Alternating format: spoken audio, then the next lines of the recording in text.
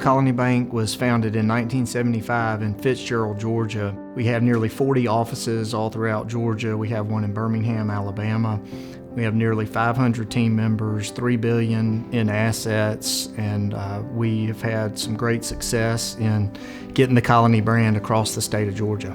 We don't want to just write a check and walk away. We want to be investing in the things that our team members support, that our customers support. Really, a lot of our communities depend on community banks like us and others to really support organizations in their community. So it's just the foundation of the community banking system is about giving back, and it's certainly what we try to do here at Colony. I think you've also seen people really just thinking about, I want more out of life. What is this all about? You know, the pandemic gave time for people to really do some soul searching, and I think that's another reason why it's important for us to give back and to make sure, you know, we're about something more than just profit, and we're about something more than the bottom line. I think that's really important selling point for us as we're engaging with prospective team members, is telling them, you know, that their job is more than just, you know, a paycheck and more than just us achieving certain goals. And we insert ourselves, you know, into the lives of our customers, right? I mean, we're really important. The banking, we're the grease that keeps the economy moving. And so explaining to our team members how that is. And as an industry, we haven't really always done a great job of that, but I think we try to talk about that and what our customers are able to achieve because we're able to understand what their goals are and help fulfill a need they have for capital or payments, whatever it may be, to achieve a goal. And so the younger generation is more important too, I think, than my generation and generations before me. They want to be a part of something bigger, and we really offer that in community banking and here at Colony. We see every day situations with customers where customers really just didn't understand and didn't have good foundations of financial literacy, and they got themselves in a bad financial situation. It's a real problem in this country, it's a real problem in the state. It's probably a bigger problem in rural communities than it is maybe in larger communities, but it's not taught really well in schools, it's not taught in the home a lot, and so we see this big void of that. So we really feel like that's a real purpose for us because we're in the finance business. We want to help people in that area in any ways we can. And so we partnered with the Dave Ramsey organization to provide this. I think we're in about 24 schools right now. We've done this for a few years now. I think we've touched over 5,000 students, and our goal really is to give them foundation in basic personal finance before they get themselves in a situation to do damage. And the earlier you start that, the better, because they're going to get off to college, they're going to start getting offers they're going to get freedom.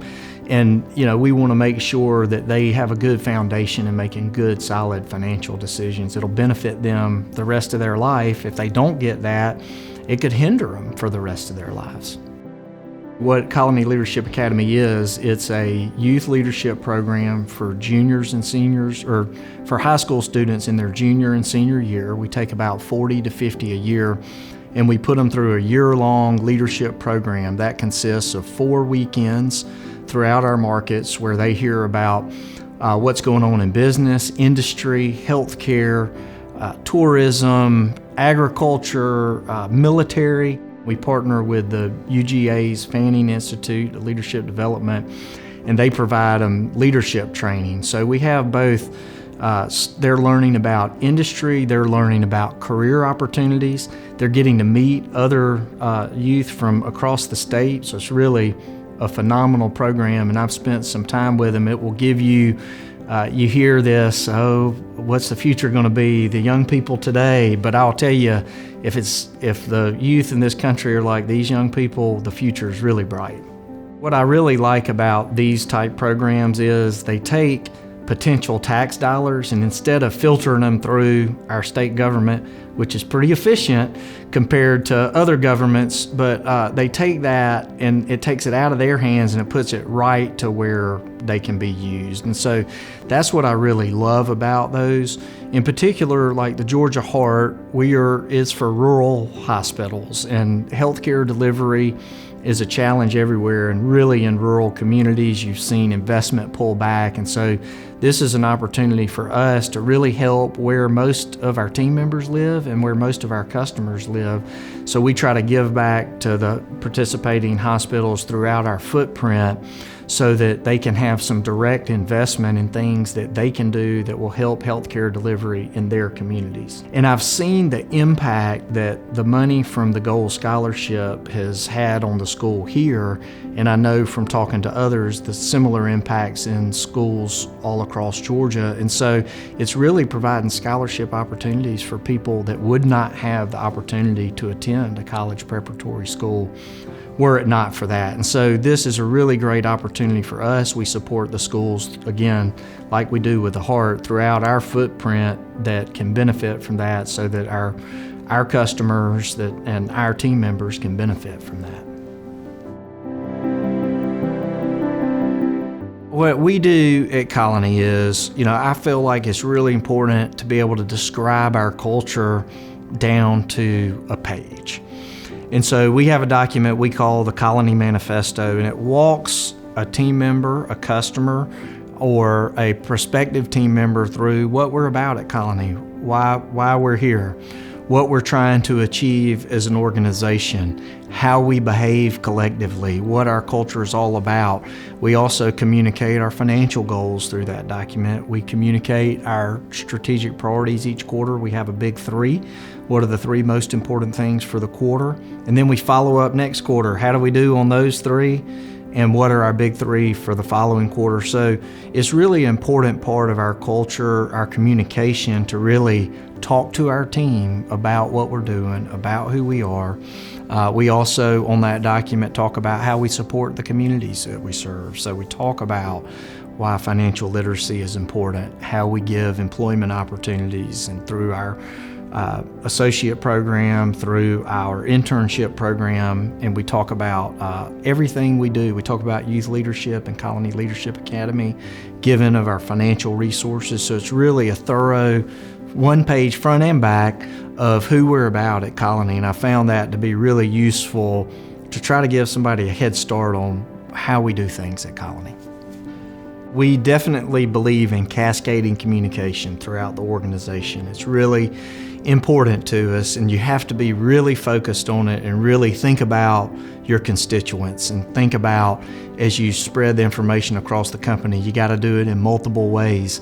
I'm known to say that somebody's got to hear something 8 times before they really hear it. And I've been told that I used to say it was 7 times and I upped it. I don't know, but you really have to be intentional. So some of the things we try to do, multiple formats, emails, video, newsletters. We try to do communicate multiple ways.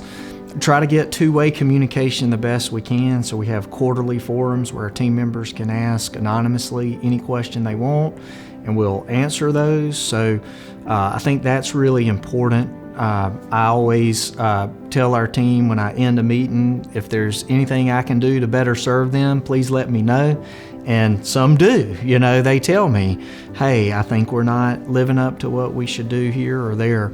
It's hard. It's something you always have to do. We try to end meetings with being intentional and saying, okay, what do we take out of this meeting? What do we need to communicate to our team based on what we covered in this meeting?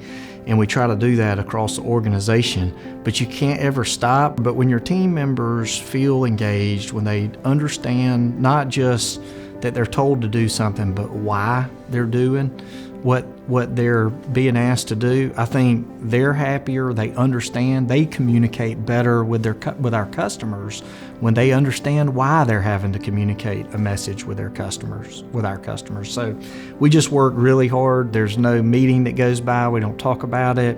There's no day that I'm not doing some kind of maybe not bank-wide every day, but a lot of days. And it's just a really important part, very methodical about it, making sure that we really are thinking about who we're communicating with and delivering the message in as many ways as we can.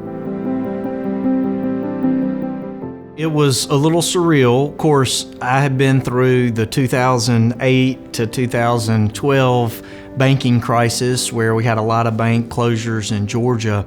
This one happened really quick, and I think back to our discussion on financial literacy, you really saw, I told the team that my 7th grade economics teacher, Miss Morrow, I wanted to give a shout out to her because I knew back then that the bank didn't have my money back in the vault, for every dollar I had in the bank.